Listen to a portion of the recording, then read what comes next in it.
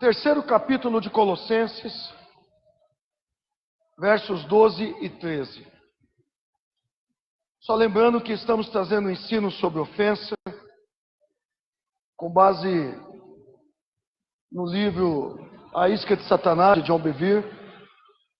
Muitas coisas que nós temos aprendido através desse escritor fantástico, desse pastor fantástico. E hoje é a nossa 10ª ministração de 12. Ministramos 12 sobre honra e agora estamos na 10ª sobre ofensa. Temos aprendido que a ofensa é a isca do diabo para prender e destruir cristãos. E quando nós mordemos essa isca de ofensa, o diabo consegue destruir a nossa vida ou prendê-la. Então nós vemos muitos ministros perdendo o seu chamado ou amarrado nele, muitos irmãos desviando, retrocedendo, desistindo, se abatendo, porque receberam ofensa em seus corações. Hoje a 10ª ministração, Colossenses 3, 12 e 13. A irmã lá vai colocar uma tradução aqui, nós vamos ler muitos versículos, e eu vou fazer questão de ler uma tradução diferente do que ela vai colocar aqui. Então acompanhe comigo, ouvindo e lendo, que isso vai trazer um entendimento ao seu coração. Hoje eu não estou preocupado em manifestar o poder, a unção, como nós gostamos. Eu estou preocupado hoje bem devagarinho no ensino. Amém, queridos?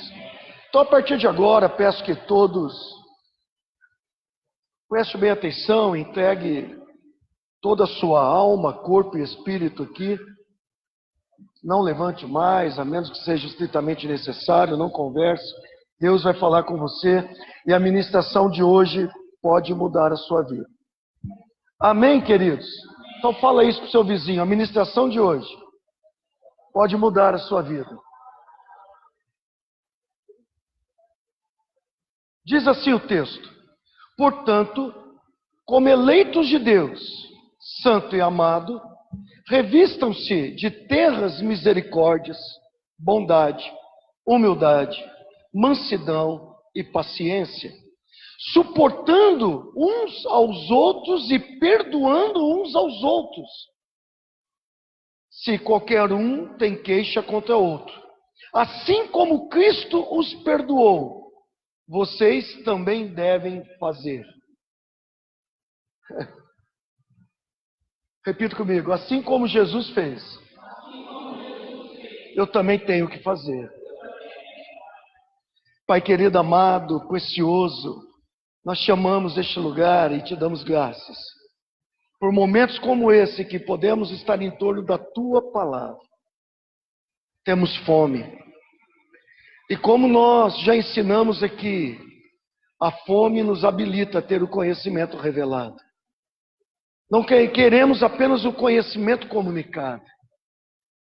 Queremos o conhecimento revelado da sua pessoa, da sua palavra, dos seus princípios, daquilo que está no teu coração, da sua, Senhor, palavra, rema, que tem o poder de nos transformar e nos levar para o céu. Que tudo aqui, em torno da sua palavra, seja para glorificar a Jesus, nosso Senhor e Salvador. Jesus, nós te amamos. Ser tu entronizado em nossas vidas, em nossa igreja, em nossos lares, em nossas famílias. Nós precisamos de ti. Jesus, nós te amamos e te exaltamos, e faltam-nos palavras para expressar a sua grandeza. E ao Senhor Espírito Santo, uma vez mais, seja bem-vindo aqui. Que todos aqueles que estão assistindo este vídeo, que todos aqueles que estão ouvindo essa mensagem, que não estejam restritos somente à minha voz, mas que possam ouvir a sua voz em seus corações, para que haja as mudanças necessárias, a transformação necessária. Toca-nos, Espírito Santo. Ensina-nos. Quanto a mim, eu quero me despir de toda a sabedoria humana e clamar a ti. Ajuda-me a ministrar a palavra. Ela é maior do que eu. Venha neste lugar, toma esse culto em tuas mãos, glorifique Jesus aqui. E, Senhor, implanta em nós essa verdade do reino.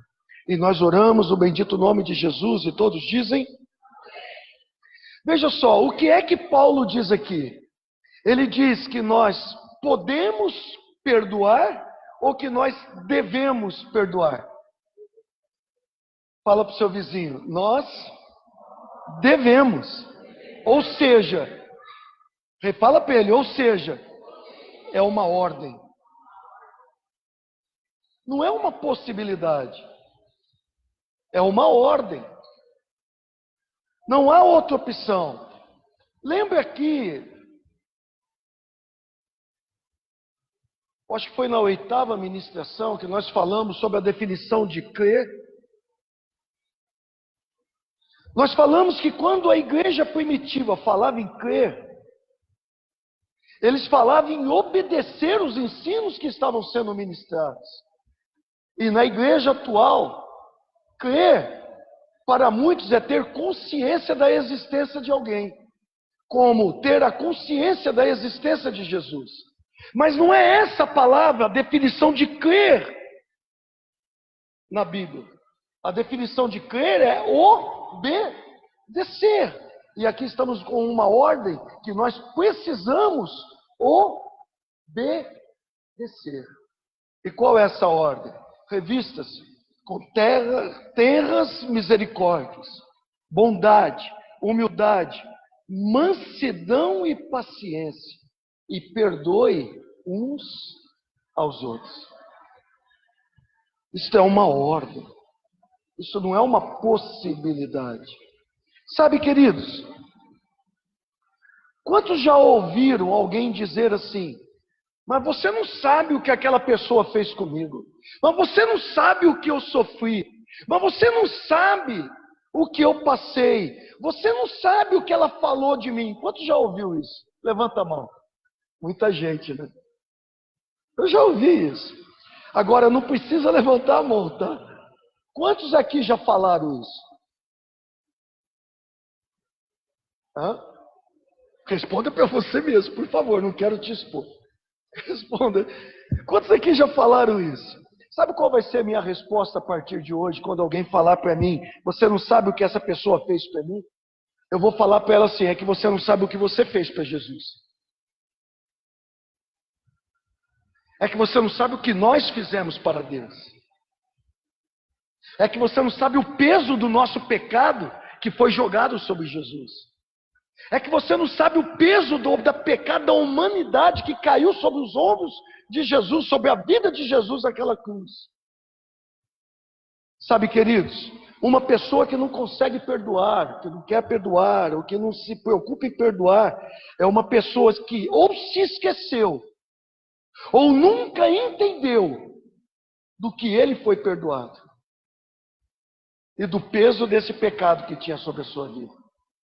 Deixa eu te mostrar algo. Abra comigo em Mateus 18 e nós vamos meditar um pouquinho sobre Mateus 18.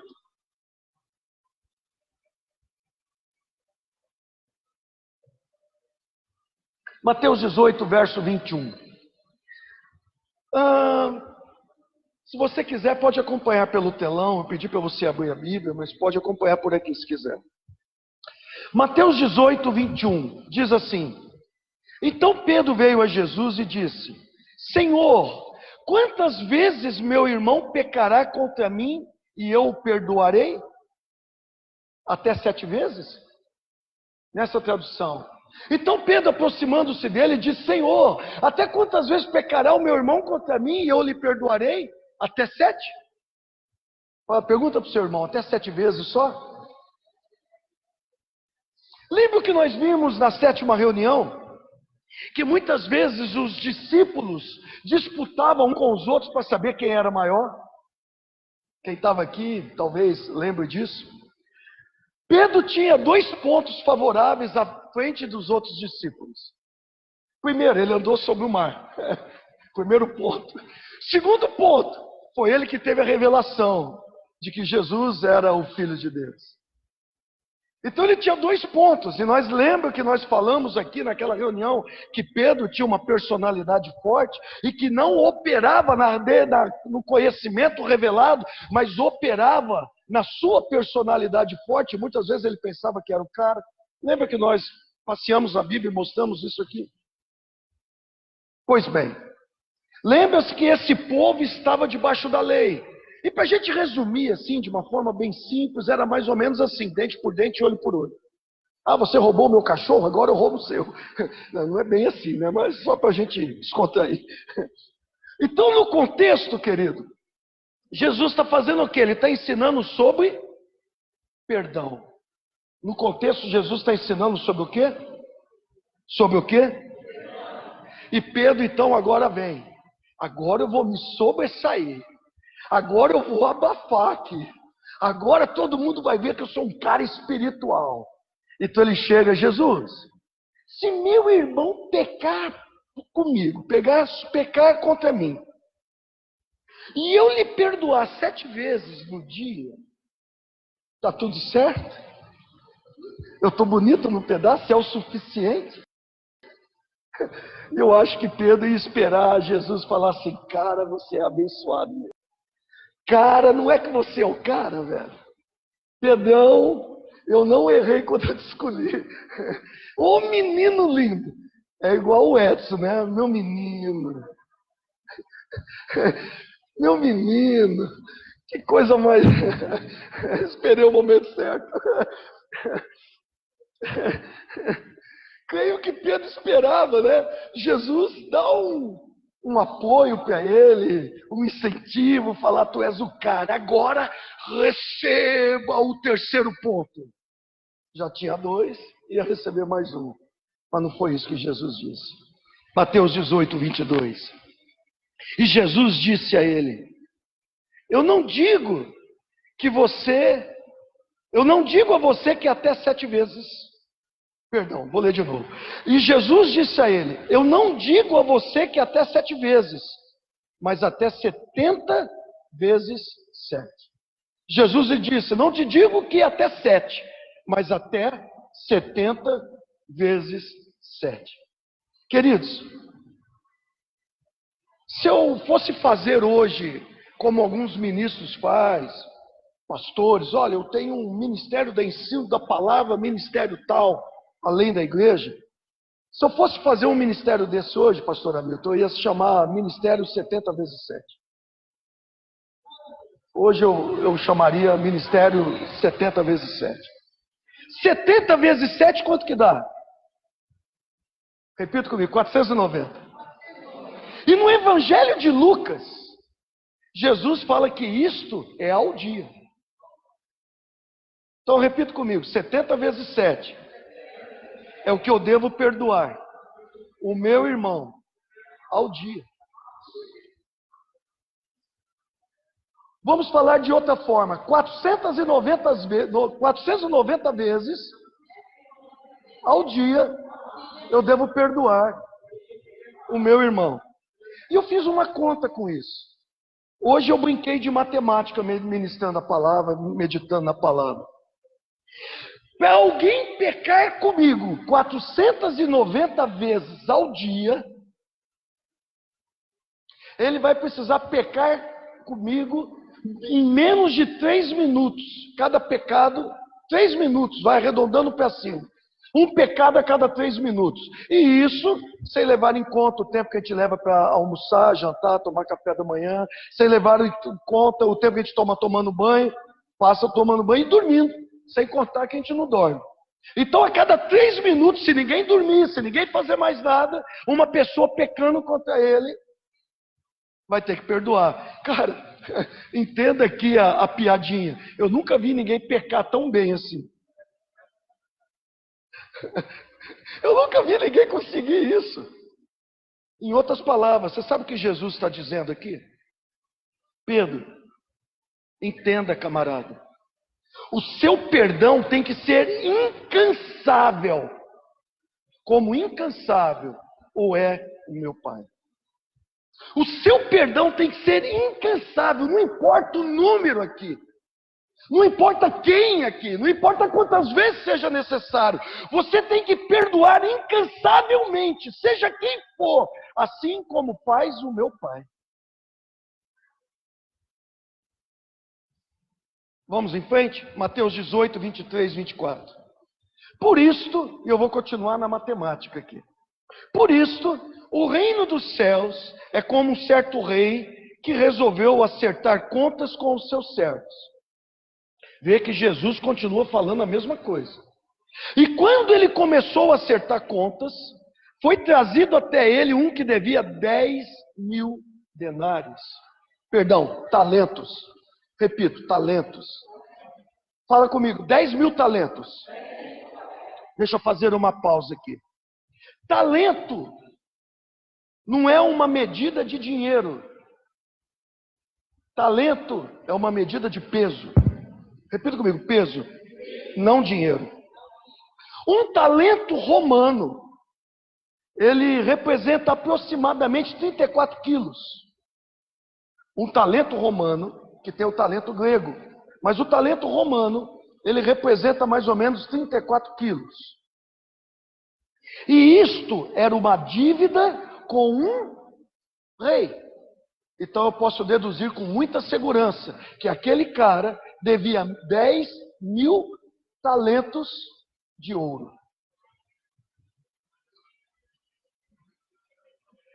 Veja,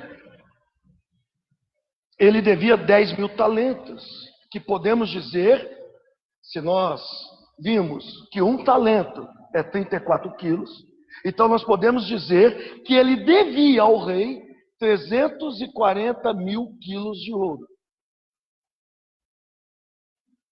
Eu vou repetir, 340.000 quilos de ouro. E eu fiz uma cotação hoje pela internet. Eu fui ver quanto que está o grama do ouro. E hoje estava R$156 o grama do ouro. 1 quilo são 1.000 gramas. Até aí tudo bem? Isso significa que o quilo do ouro é R$156.000. Trazendo para nós hoje. Então, se eu pegar R$156.000 e multiplicar por 340.000 quilos, eu vou chegar a pechincha de 53.040.000 reais. 40 milhões de reais. Vou repetir, 53.040 milhões de reais. Essa era a dívida desse camarada. Ou seja, uma dívida impagável. Repita para o seu irmão, uma dívida impagável. E aqui, Jesus relaciona esse rei ao Pai Celeste. Porque foi o Pai Celeste que nos perdoou de uma dívida impagável. Em Colossenses 2,14, fala que todo escrito de dívida que era contrário a nós, o que Jesus fez? E cravou na cruz. Nós fomos perdoados, querido. Nós nunca poderíamos pagar esse escrito de dívida que era contra nós. Foi encravado na cruz. Aleluia. Jesus nos limpou, nos purificou, pagou as nossas dívidas, pagou um valor que era impossível nós pagarmos. A dívida do nosso pecado. Lembra que aquilo era uma parábola. E uma parábola o que é? Uma história natural com significado espiritual. Então ele pega valores naturais para trazer significado espiritual. Assim como ninguém vai conseguir pagar uma dívida de 53.040 milhões de reais, ninguém também vai conseguir pagar a dívida do seu pecado. Mas Jesus pagou essa dívida. Minha e sua. Imagina 53.040 milhões para cada um de nós aqui. Aí é só o pastor Hamilton para calcular isso. Vamos continuar. Mateus 18, 25 a 30. Como não tinha condições de pagar, impagável. O Senhor ordenou que ele, sua mulher, seus filhos e tudo que ele possuía fossem vendidos para pagar a dívida. Nem assim pagaria. O servo prostrou-se diante dele e implorou: Mestre, tenha paciência comigo e eu lhe pagarei tudo. Então o mestre daquele servo foi movido de compaixão. Repita, compaixão. E o liberou e o perdoou da dívida. Mas quando aquele servo saiu e encontrou um dos seus conservos que lhe devia 100 denários, repita, 100 denários, e ele o agarrou e começou a sufocá-lo, dizendo: pague o que você me deve. Então seu conservo caiu de joelhos e implorou, dizendo: tenha paciência comigo, eu lhe pagarei. Mas ele não quis. Antes saiu e mandou lançá-lo na prisão até que pagasse toda a dívida. Este mesmo homem que teve aquela fortuna perdoada, vamos dizer assim, que teve uma dívida impagável perdoada, encontra um camarada que lhe devia muito menos. Então vamos ver a diferença de dívida aqui. Um denário significa o salário de um dia de trabalho. Repita comigo, um dia de trabalho. Logo, 100 denários que o texto diz, representa 100 dias de trabalho. Se nós levarmos em conta que um ano tem 365 dias, e se a gente não for levar em consideração sábado, domingo, feriado, podemos fazer uma conta para maior, que 100 dias representam um terço de ano trabalhado.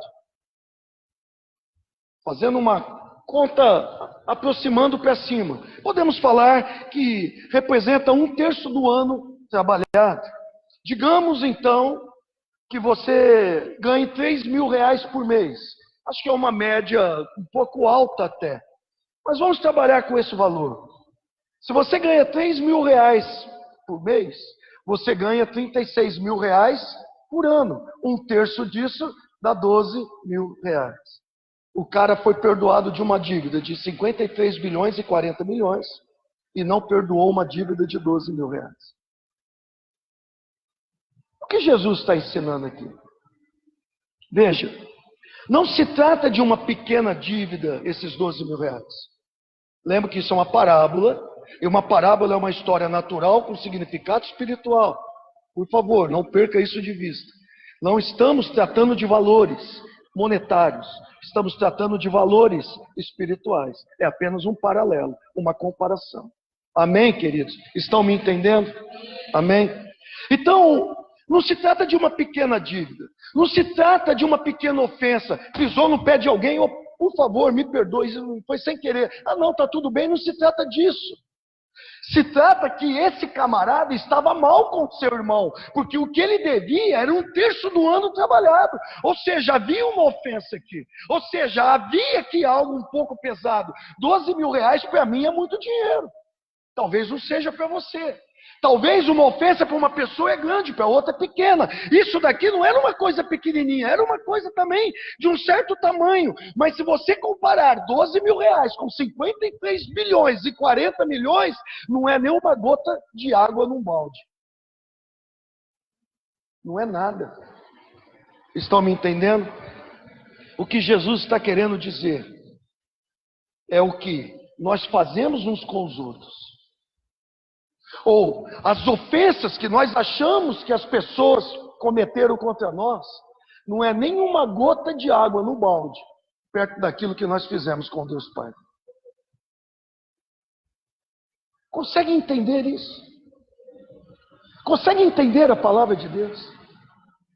Aquilo que as pessoas fizeram para nós, falaram de nós, caluniaram, jogaram pedra, aquelas besteiras que a gente ainda dá valor, não representa nem uma gota de água num balde daquilo que nós fizemos para Deus.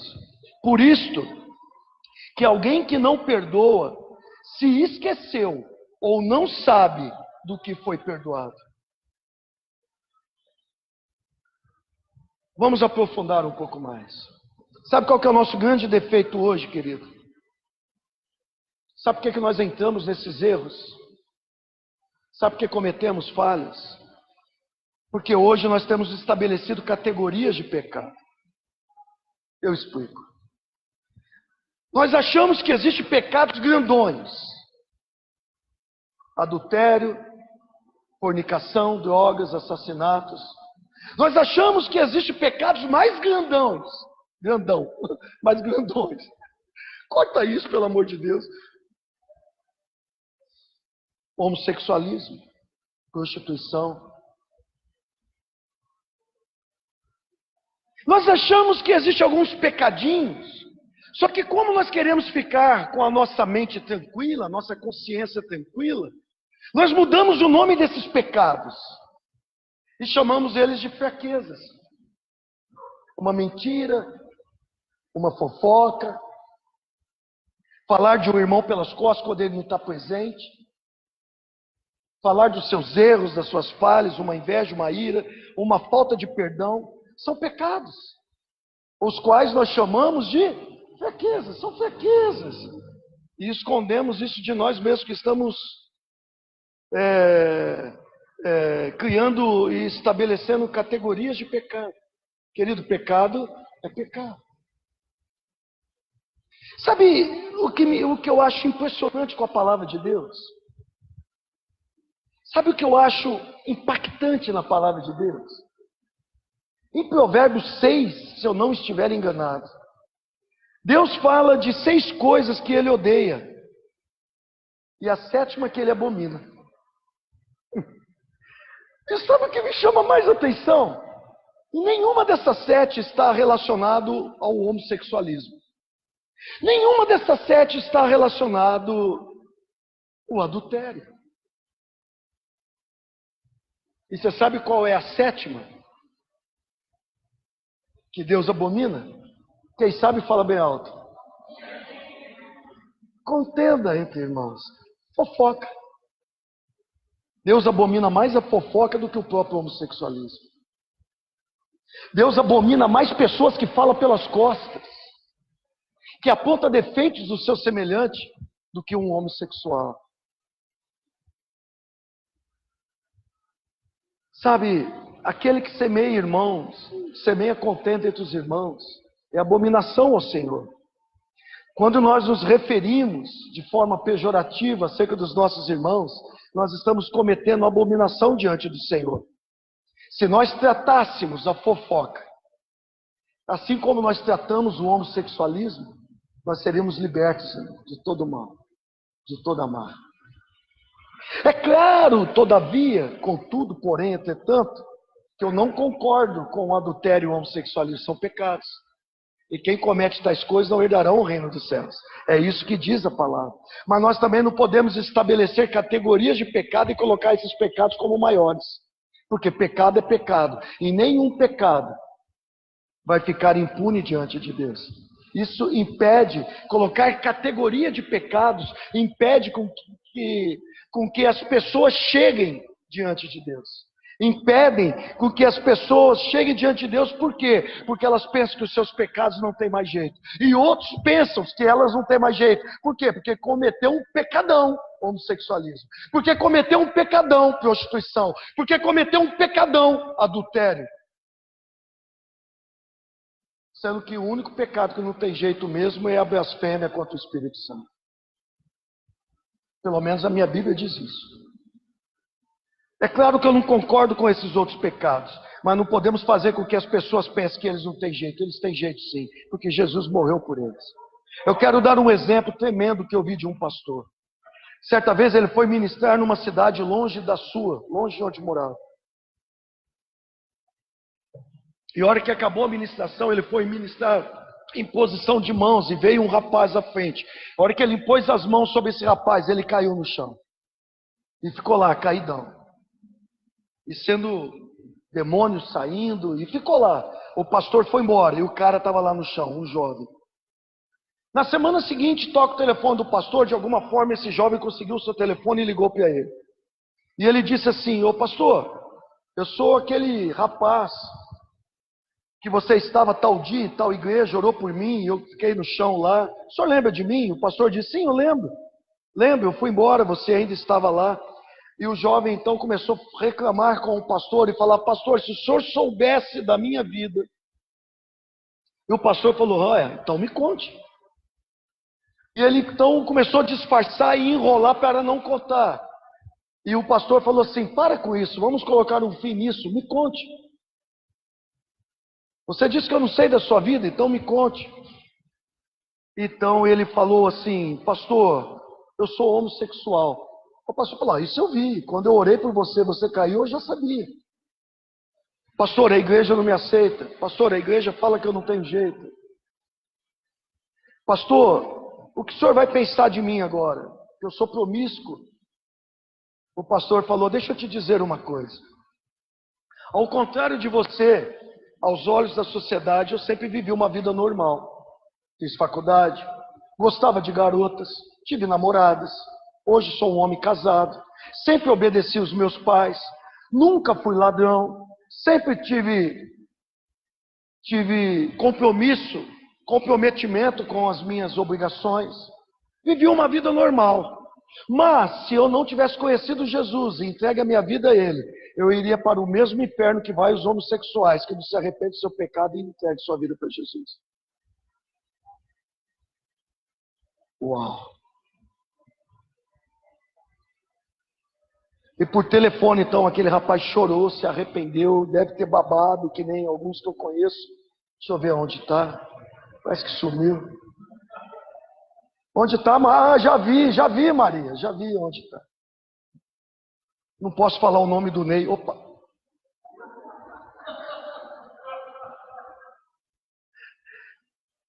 Se arrependeu, enfim.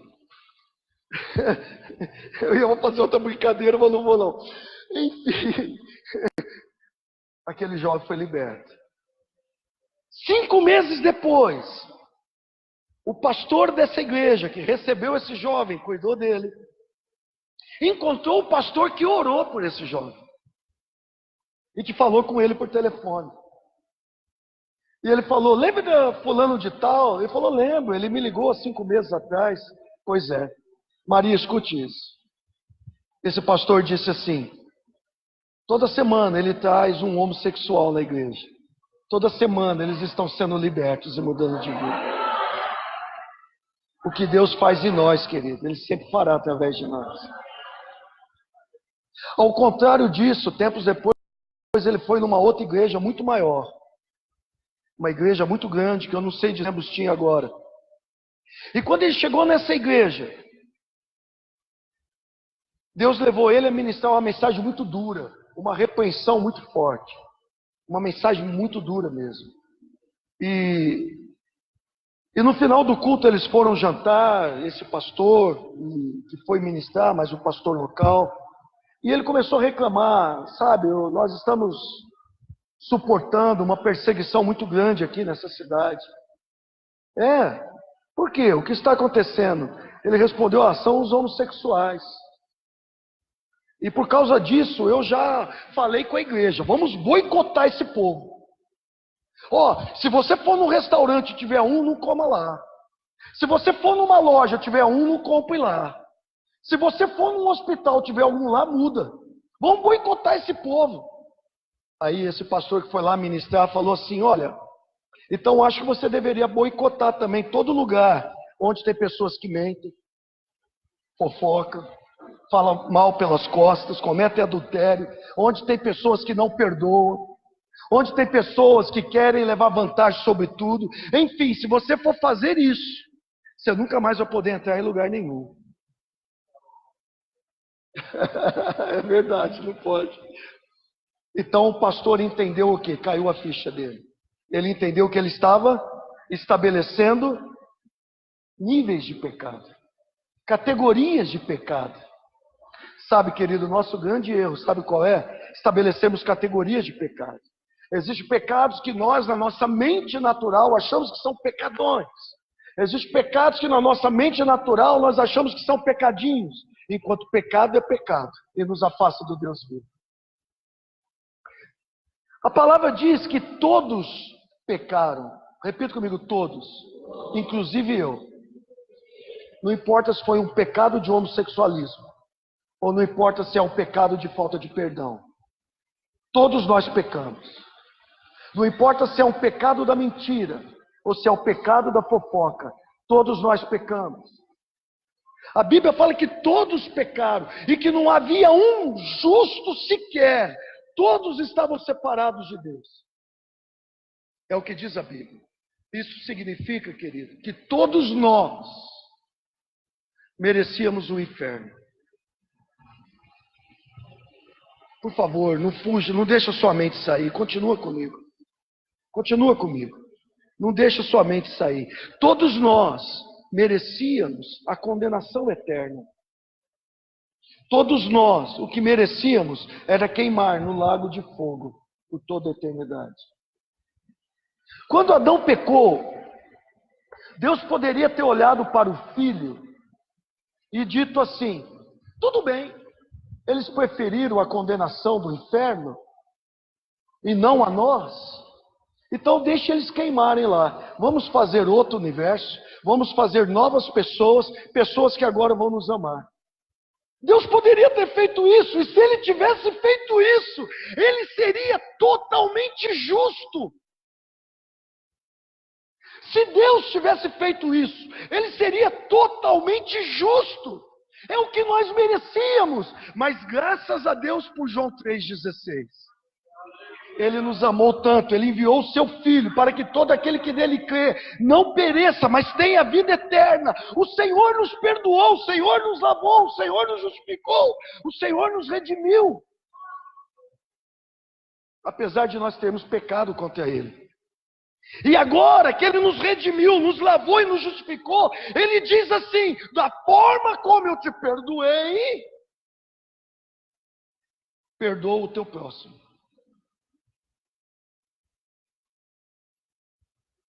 Da forma como eu te perdoei, perdoa o teu próximo. Sabe o que eu fiquei pensando hoje? Eu acho que eu não quero isso não. Eu acho que todo crente, menos eu, deveria ter uma visão do inferno por 30 segundos.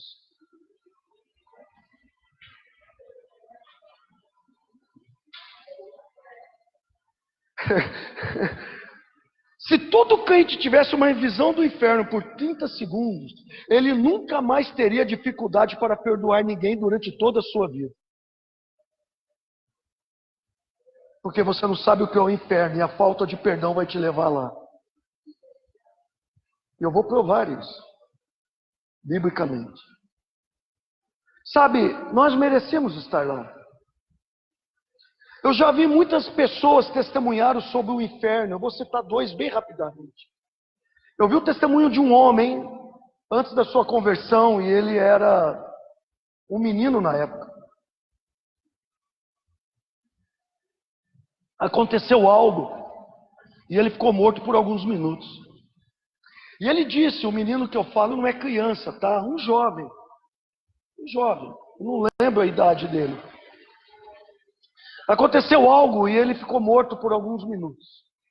Então, ele percebeu que ele começou a cair. Quanto mais caía, mais as trevas eram densas. Ficava cada vez mais escuro, ao ponto dele não ver a sua própria mão diante do seu rosto. A escuridão só ia aumentando, as trevas cada vez mais densas, e ao mesmo tempo, o medo, o terror, o pânico ia aumentando. Cada vez que caía, ficava mais denso e mais pânico, mais medo, mais trevas, mais pânico, mais terror. De repente, ele começou a gritar, de pânico, de terror, e ia caindo. E ele diz que quando ele começou a gritar, ele começou a ouvir milhares e milhares de gritos. Gritos de terror, gritos de pânico, gritos de sofrimento. E de repente ele chegou no lugar e ele viu então uma porta com chamas lá dentro. E ele tinha uma convicção dentro dele, que se ele entrasse neste lugar, depois você pega a Bíblia e vê se essa visão deste homem tem base bíblica ou não. Ele falou que se ele entrasse naquele lugar, ele tinha uma convicção de que ele nunca mais sairia de lá por toda a eternidade.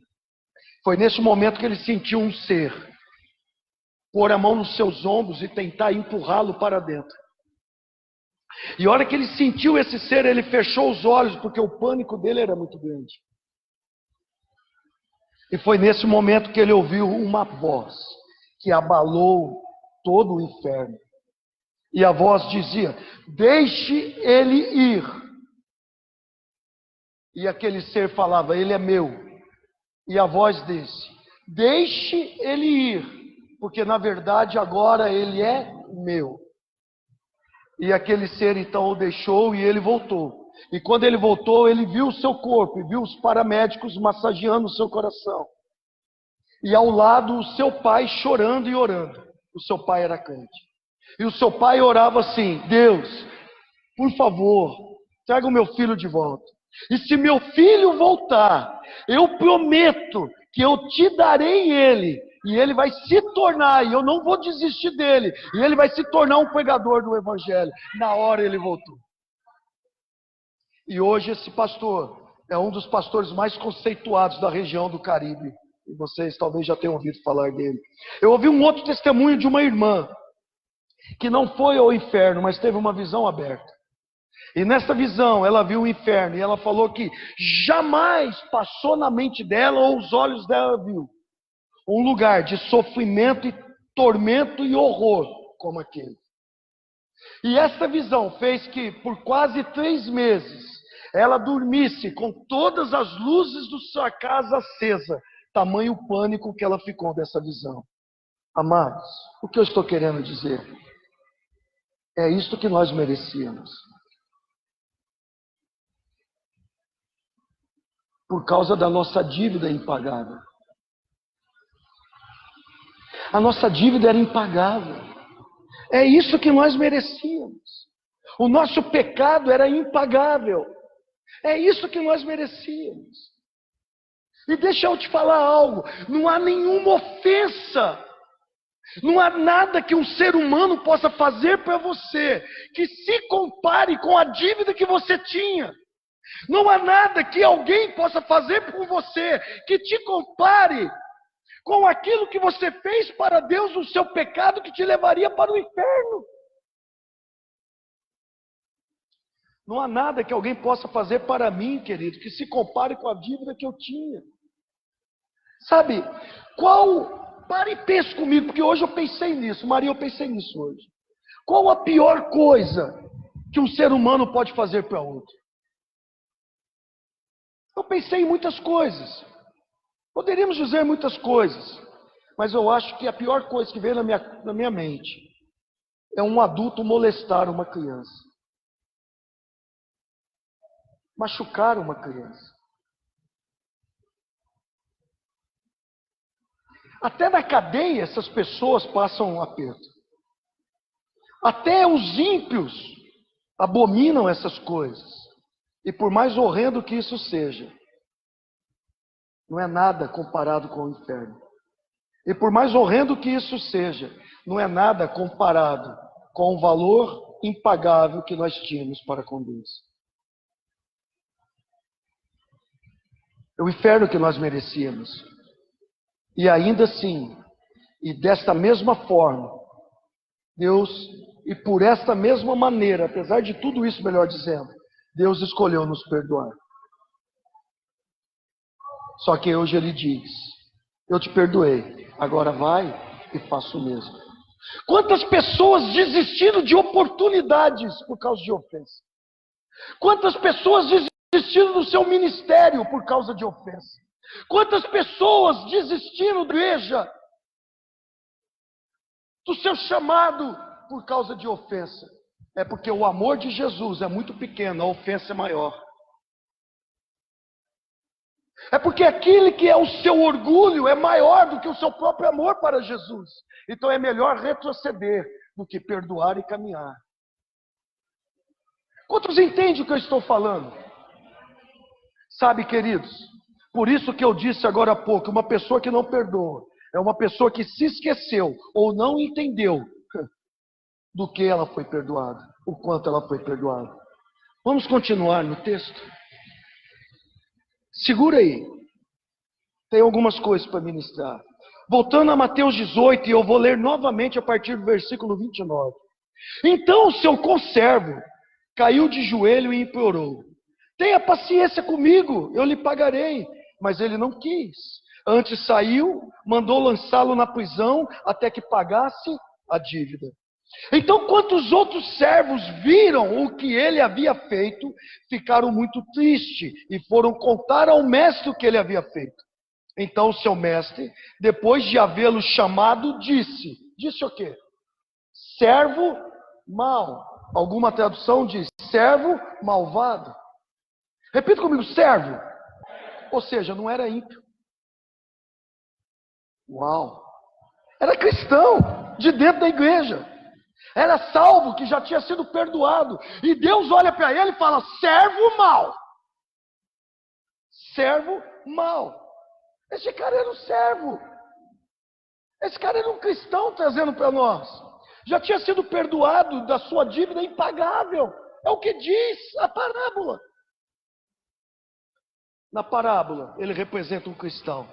Servo mau, eu te perdoei de toda a dívida porque você me implorou. Você não deveria também ter tido compaixão do seu conservo? Lembra que nós lemos em Efésios, esses tempos atrás, de perdoar como Cristo nos perdoou? Não deveria também ter tido compaixão do seu conservo, assim como eu me compadeci de você? E seu mestre ficou irado e o entregou aos verdugos. Tem uma tradução que eu gosto muito, que fala assim, entregou aos torturadores. Tem uma tradução que fala atormentadores, que traz o significado de demônios. Quem não perdoa é entregue a demônios. Até que pagasse tudo o que devia. Preste atenção nisso, querido. Isso é muito sério. Pastor, essa palavra é a sua? Não. É a sua palavra que tem na sua mão. É a palavra de Jesus. Preste atenção. Eu já tive experiências com isso. Por favor, sua atenção aqui. Eu já tive experiência com isso. Que me fizeram entender esse texto. Eu já tive lutas e batalhas espirituais. Travadas. Peso. Não foi coisa tão forte assim, ao ponto de eu me desesperar, porque o meu coração sempre foi mole. Mas eu tive lutas travadas, levante do inimigo, uma opressão espiritual. Então o que eu fazia? O que a religião manda fazer? Amarra o demônio, manda o demônio embora. Está amarrado, cão. Tem hora que a gente tem que amarrar mesmo, eu concordo nisso. Mas não funcionava. Mas depois que eu aprendi sobre o perdão, essas lutas e opressões acabaram. Temos lutas. Mas usamos a autoridade, a adoração. Temos dificuldade. Mas eu tive uma experiência com esse texto. Depois que eu aprendi sobre o perdão e perdoei, aquelas lutas que eu estava passando, cadê? Acabaram. O inimigo perdeu a legalidade. Existem lutas que vêm doença no físico por causa da falta de perdão. Doenças que o médico não consegue, pode tomar o remédio que for, não vai curar. Sabe por quê? Porque a causa é espiritual, a falta de perdão. Pessoas que são cristãos, mas que são servos maus, que não perdoam o pai, não perdoam a mãe, não perdoam o irmão, não perdoam a irmã, não perdoam o tio, não perdoam o vizinho, não perdoam o pastor, não perdoam ninguém. São entregues aos verdugos, aos atormentadores, aos torturadores. Vamos ler novamente o verso 34. E o seu mestre ficou irado e o entregou aos torturadores, verdugos, atormentadores, até que ele pagasse tudo o que devia. Pagar tudo o que devia. A Bíblia fala que é impagável.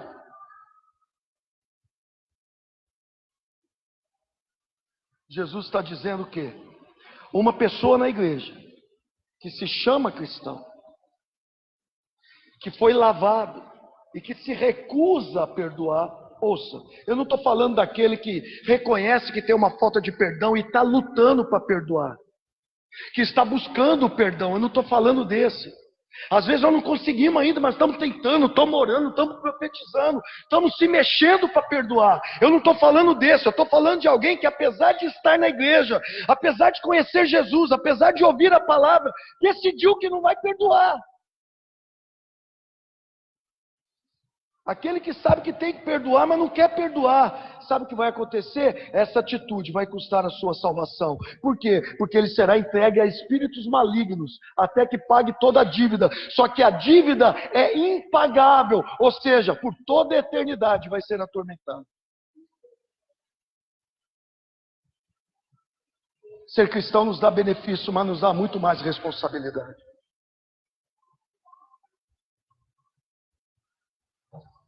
Sabe por que muitos têm dificuldade com isso?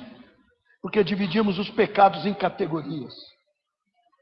Pecadinho e pecadão. Pecado é pecado, ponto final. Falta de perdão te leva para o inferno, da mesma forma que te leva o adultério.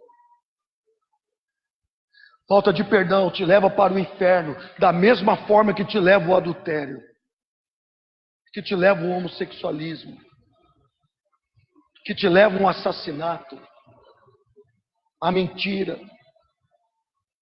a fofoca, te leva para o inferno, da mesma forma que te leva qualquer outro pecado que nós possamos pensar que seja grande. Por favor, me entendam, deixa eu tentar fazer você entender isso. Suponhamos que aqui na igreja chega um cara e começa a congregar com a gente, então ele começa a matar pessoas. Começa a matar pessoas.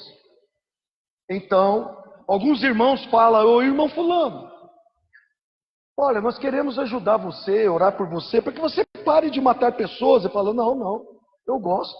Gosto de dar uma facada em um tiro na cabeça do outro. Coisa macabra, né?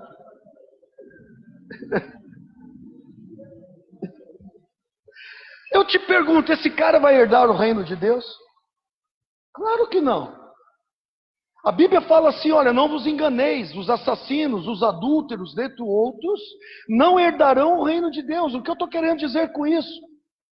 Eu posso te mostrar 3 vezes mais versículos no Novo Testamento que fala que não herdará o reino de Deus quem não perdoa o seu irmão, do que fala que não herdará o reino de Deus quem é um assassino. Eu posso te mostrar 3 vezes mais versículos que falam sobre isso, sobre a falta de perdão, do que de um assassino. Posso te mostrar alguns versículos rapidamente? Marcos 11, 25.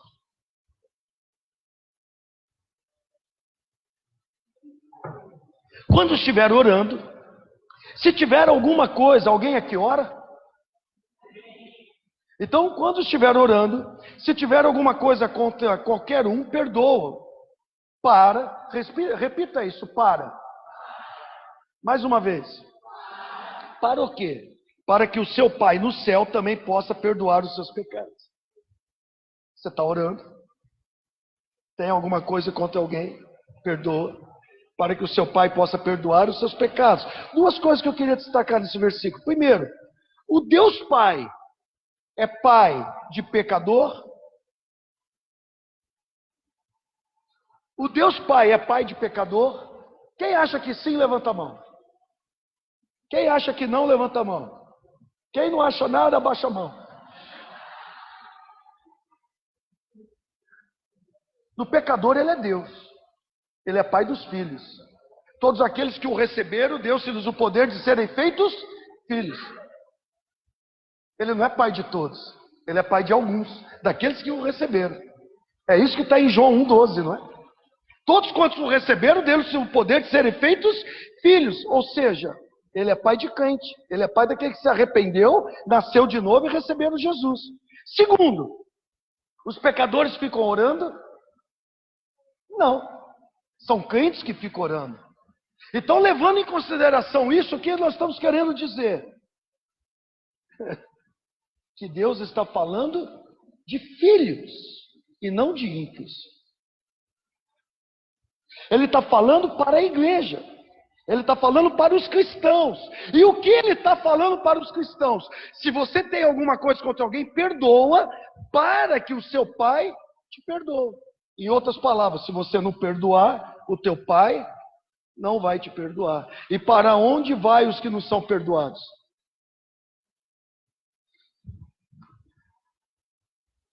Marcos 11, 26.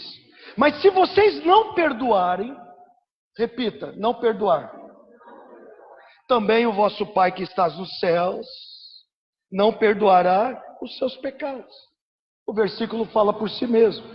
Está bem claro isso. Perdoe, será perdoado. Não perdoe e não será perdoado. E qual é o fim daquele que não é perdoado? Condenação ou salvação? Quem não é perdoado, o fim dele, quem não é perdoado, o fim dele é condenação. Quem não perdoa, não é perdoado. Se não é perdoado, condenação. Havia 2 malfeitores ao lado de Jesus. Os 2 foram salvos? Só um foi perdoado. Quem não é perdoado, condenação. Talvez aquele homem estava diante da sua última oportunidade. Ei, queridos, talvez hoje é a sua última oportunidade. Esse texto é o final do ministério de Jesus, mais ou menos o final. Vamos ver o início do ministério de Jesus. Mateus 6, 14 e 15. Pois se perdoarem as ofensas uns dos outros, o Pai Celestial também lhe perdoará. Outra vez está falando de filhos. Pai Celestial está falando de filhos. Mas se não perdoarem uns aos outros, o Pai Celestial também não os perdoará as suas ofensas. Está claro também, mesma coisa. Você perdoa, será perdoado. Você não perdoa, não será perdoado. Se você é perdoado, você tem salvação. Se você não tem perdão, se você não é perdoado, está condenado. Vamos falar da oração do Pai Nosso. E aqui já falei 3 vezes mais versículos. Vamos falar do Pai Nosso. Perdoai as nossas ofensas, assim como nós perdoamos aqueles que têm nos ofendido. Veja, eu fiquei pensando, será que nós queremos que Deus nos perdoe da mesma forma como nós temos perdoado aqueles que nos ofendem? Pensa aquela pessoa que te ofendeu, talvez a sua irmã, talvez o seu irmão, talvez seu pai, sua mãe, seu vizinho, seu pastor. Pense nisso. Pense nessa pessoa que te ofendeu. Você quer você ser perdoado da mesma forma como você tem perdoado essa pessoa? Sabe, eu já vi muitos dizer assim, você não sabe, pastor, eu perdoei fulano ou fulana, só que eu não quero nem papo com essa pessoa mais. Eu fico pensando, pastor Hamilton, se o Senhor olhasse para mim e falasse assim, filho, eu te perdoo, mas a minha presença eu não quero contigo mais.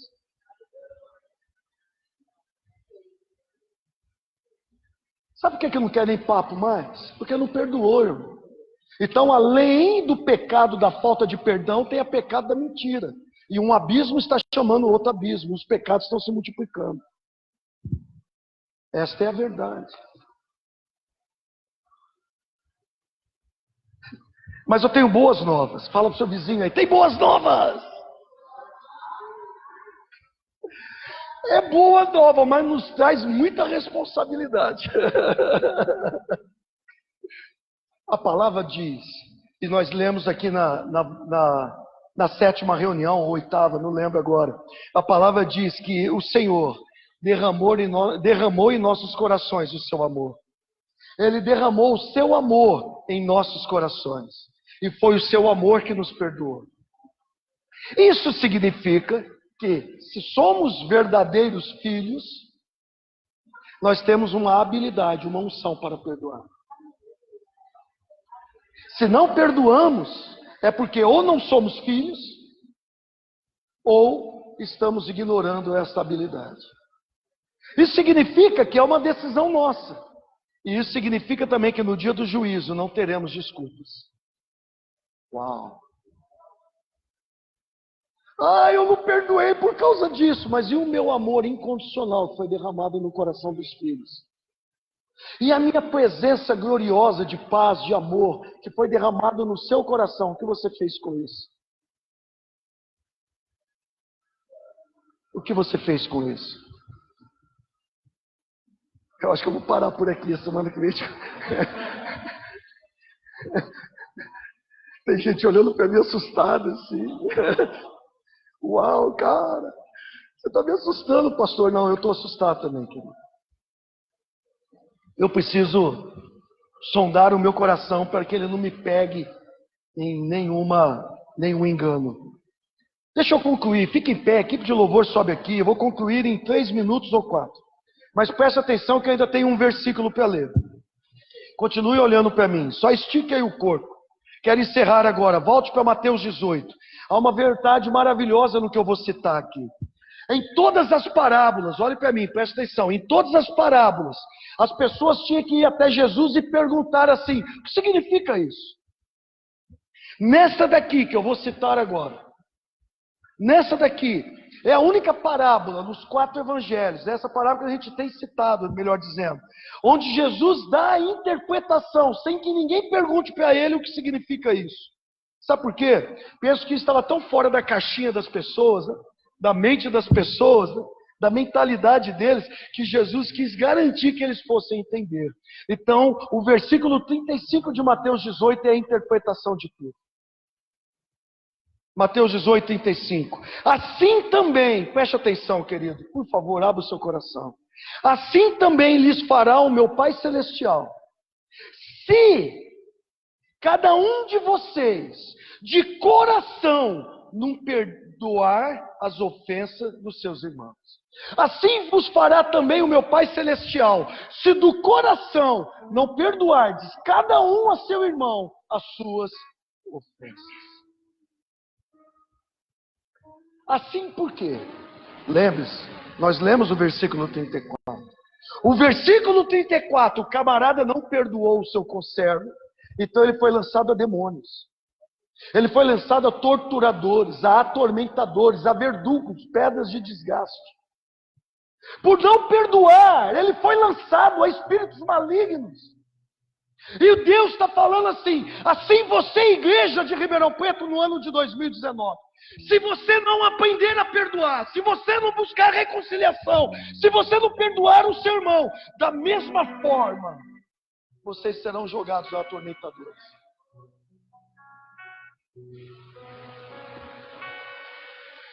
Já citamos mais passagens sobre perdão do que passagens sobre assassinato. Mas eu quero repetir as boas novas. O Senhor já nos ajudou a perdoar. Ele derramou no nosso coração o seu amor, que é incondicional. A Bíblia diz que nós nascemos de novo, querido. E Ele derramou sobre os nossos corações o seu amor. E é este amor que fez com que Deus nos perdoasse. É este amor que vai fazer a gente perdoar o nosso irmão. Seja parente, seja vizinho, seja quem for. O que ele fez para você, ou o que ela fez para você, é apenas uma gota num balde do que nós fizemos para Deus.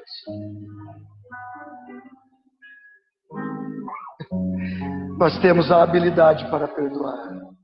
Nós temos a unção para perdoar, porque Ele nos perdoou primeiro. O que é feito em nós, é feito através de nós. Nada que uma pessoa me fizer, por mais que ela tentar me ofender, não vai se comparar com a dívida impagável que Deus tinha, que eu tinha para com Deus. E mesmo assim Ele me perdoou. Ele me perdoou. E agora Ele diz: vai e faça o mesmo. Vai e perdoa também. Vai e faça o mesmo. Feche os teus olhos, vamos adorar a Deus.